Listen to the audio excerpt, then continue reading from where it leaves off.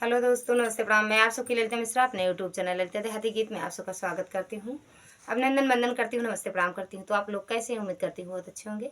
तो आप लोग को एक बहुत ही प्यारा पति पत्नी का नोक झोंक भरा कहारवा चुटकुला नाच गीत सुनाऊंगी। तो आप लोग सुनिएगा और कमेंट बॉक्स में जरूर बताना कैसा लगा आप लोग को यह चुटकुला नाच गीत।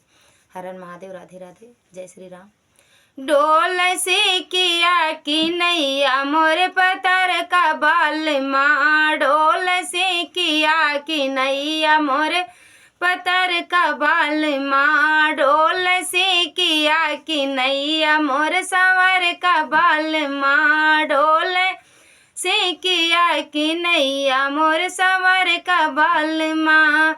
जब हम गाइले बियाहवा की दैया, जब हम गाइले बियाहवा की दैया, मोर संवर का बाल माँ, मोर पतर का बाल माँ, मान लड़की मन की नैया, मोर संवर का बाल माँ, मान लड़की मन की नैया, मोर पतर का बाल माँ, डोल से किया कि नैया मोर संवर का बाल माँ, डोल से किया कि नैया मोर पतर का बाल माँ। जब हम गाइले गवानवा की दैया, जब हम गाइले गवानवा की दैया, मोर पतर का बाल माँ, मोर पतर का बाल माँ, हेरे पानवा की नैया, मोर